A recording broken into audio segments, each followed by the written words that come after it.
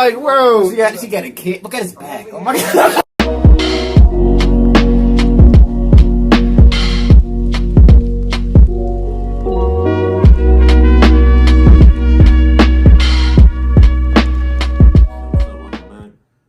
Today we're going to be watching How Rich Was Hitler? The quest to the Führer's fortune. Yeah, I'm pretty sure everyone knows who Adolf. I don't know if I'm even allowed to say the name anymore, because I know YouTube, if you say his name or if you put in the title, it'll instantly demonetize. Sometimes even block your video, because, you know, Hitler's I don't want to say, yeah, he's a touchy subject, you know. And I think he'd be surprised to see, like, how influential and, like, how much people actually talk about him. To this day, people are still talking about this nigga. And he shot himself in the head in his bunker like, almost 100 years ago, you know? But yeah, man, you know, I'm pretty sure Hitler had some money on him, you know? He had that Mein Kampf book he had written, and that basically had sold out all over Germany, and he sold it to basically every German. You basically had to have it. It's not really a choice. But he was basically a multimillionaire by the time he became Führer of the Reich. So let us know you want to see more of these history videos down in the comments, man. But make sure to like, subscribe, and share. It's the road to 10K subscribers, and we really appreciate all your support. Make sure you check out all our other channels. LBB Gaming, the 412 Show. We got a lot of stuff going on, man. Just check that all out. It's going to be down in the description. We're going to hop right into the video.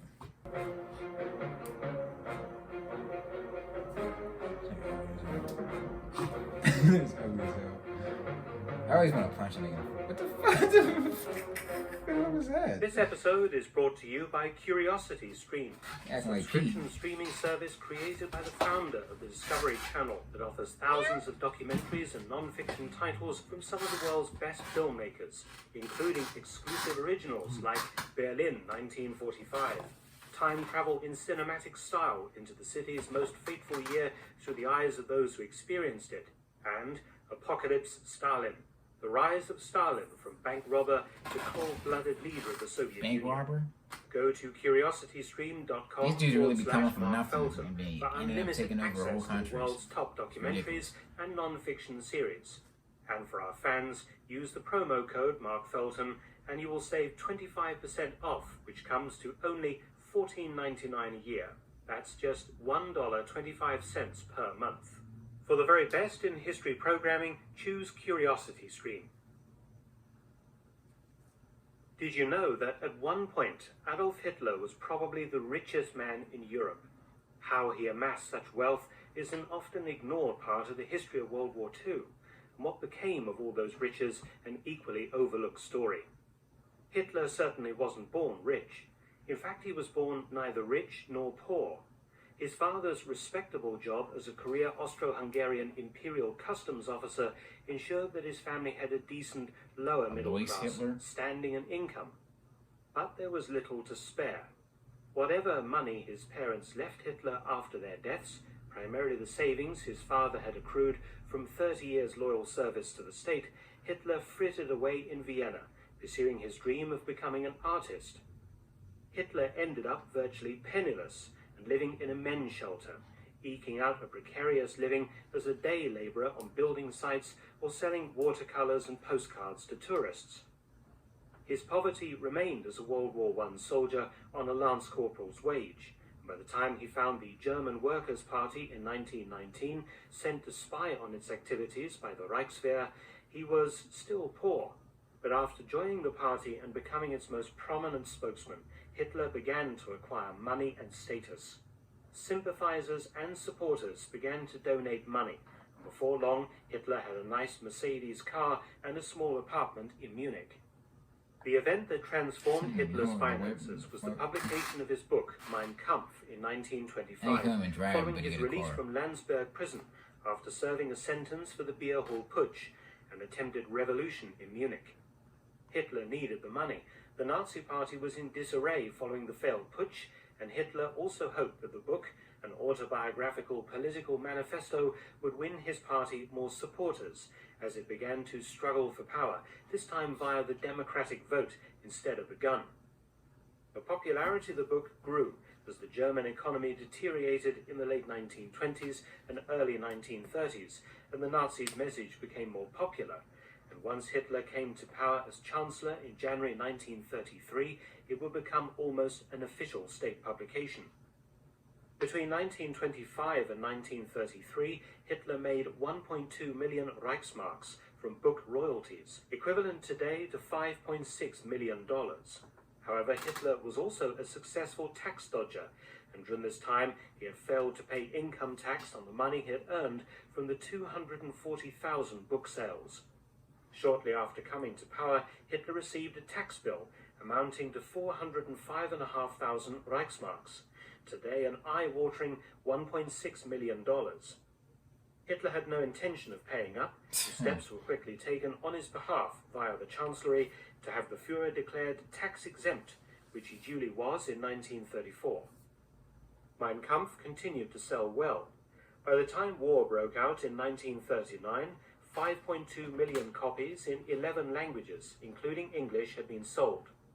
By war's end in May 1945, almost 10 million copies of Mein Kampf had been sold or given away in Germany alone, earning Hitler millions in royalties.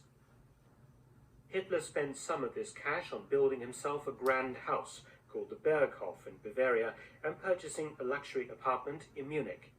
Hitler also received not one, but 2 salaries as leader of Germany.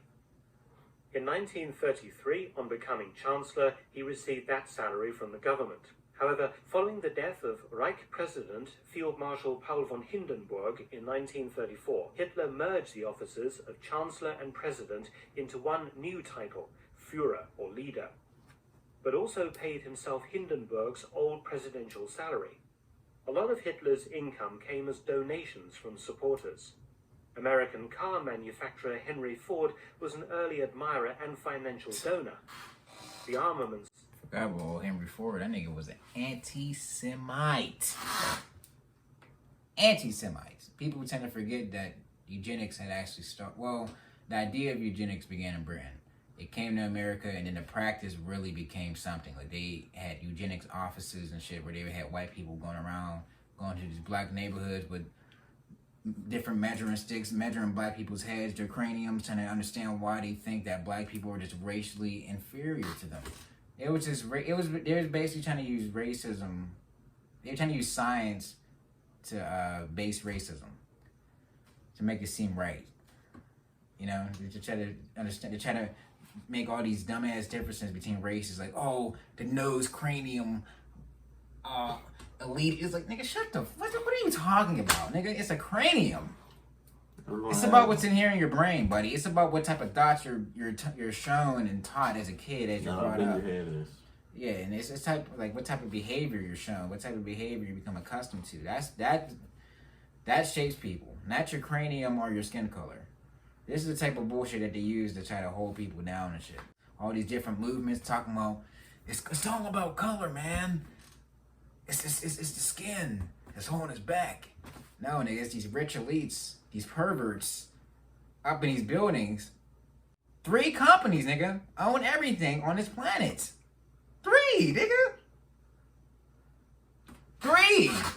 Not 10. They spilled this cesspool garbage. Steel magnates Gustav Krupp and Fritz Thyssen between them gave the Nazi Party over 5 million Reichsmarks during the war, equivalent today to $37.2 million, some of it directly benefiting Hitler.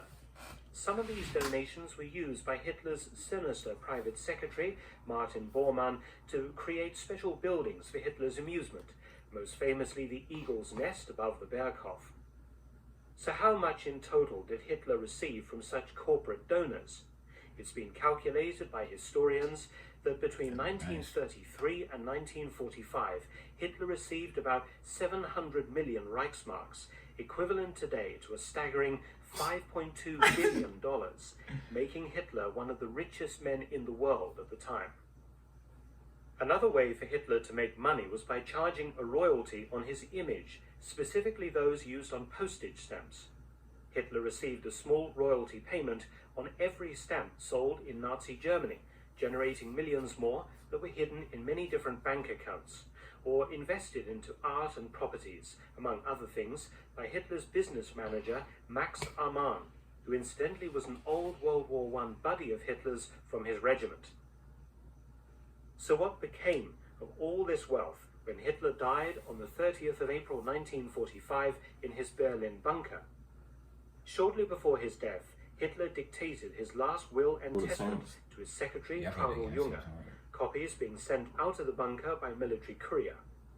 Martin Bormann was named as executor to the will. Hitler's art collection, some of it legally purchased, the rest stolen during German conquests, he left to an art gallery that was never built in Linz, Austria, the so-called Führer Museum. Some objects of a sentimental nature were bequeathed to relations and his housekeeper, among other servants. Regarding his properties, they were either already in Allied hands, such as his Munich apartment, or bombed to ruins, like his famous Alpine house, the Berghof. Hitler left all his property and money to the Nazi Party, and in the event that this had ceased to exist, the German state. The German state also ceased to exist in 1945, being divided into 4 occupation zones: British, American, French, and Soviet. So whatever of Hitler's assets, as could be found, were seized by the appropriate Allied occupation authorities. However, with the merger of the British, American, and French occupation zones in May 1949, creating the Federal Republic of Germany, or West Germany, those assets technically were taken over by the new German government, as per Hitler's instructions. The Bavarian government in particular, as Hitler had been legally resident in Bavaria at the time of his death, although of course he died in state property in Berlin. The case of Mein Kampf is interesting as the book has remained in print after Hitler's demise, generating income for the Bavarian government, who held the copyright. The Bavarian government refused, however, to permit the book's publication in Germany. So let's talk about some of the foreign royalties for Mein Kampf. When Hitler declared war on the US in 1941, the American government seized control of Hitler's American publishing royalties via the Trading with the Enemy Act, and in 1945 these royalties amounted to $255,000, and this money was distributed to war refugee charities. Also in 1945, the US publisher Houghton Mifflin purchased the US rights to Mein Kampf from the US government's Office of Alien Property, paying $37,000. After 20 years of sales, the US royalties amounted to $700,000, which the company eventually donated to charity following a public outcry. In Britain, Mein Kampf was banned from publication from 1945 to 1969. Following this, publishers tried to donate the royalties to charities, but no one wanted them. Some foreign royalties have been given to Bavaria, which has distributed them quietly to charity. But in 2016, the book entered the public domain. It was immediately reprinted in Germany, becoming an overnight bestseller all over again. The book selling out on Amazon's German site within hours. By 2017, Mein Kampf, the new edition, had sold over 85,000 copies in Germany. Hitler's vast fortune has been inherited by the state of Bavaria, so therefore there is no vast fortune in bank accounts waiting to be claimed, perhaps by Hitler's relatives or other interested parties. Like I said, man, there's a lot more going on with the World War II history, and to me, a lot of that stuff is interesting. I don't know. I don't understand where this. It's kind of weird for me because I don't understand where my fantasies. Yeah, my fantasy with history and shit came from. Because when I was a kid, I hated history. But now as I get older, I tend to appreciate it more. You know, if it is in particularly World War II, World War II is just really interesting for me. It was more recent. The weapons were they were crazy, but they weren't fucking too crazy now. Like how we get these fucking missiles that can fucking guide and follow you and shit. Yeah. Fucking shoot up into the atmosphere and come back down. ICBMs. Missile defense system. Yeah, this is ridiculous. Hey man, Mark Felton. Good video as always, man. Make sure you subscribe to us. Hit that like button, subscribe, and share. If you want to see more history videos, let us know down in the comments. We'll see you next time. Peace. Peace.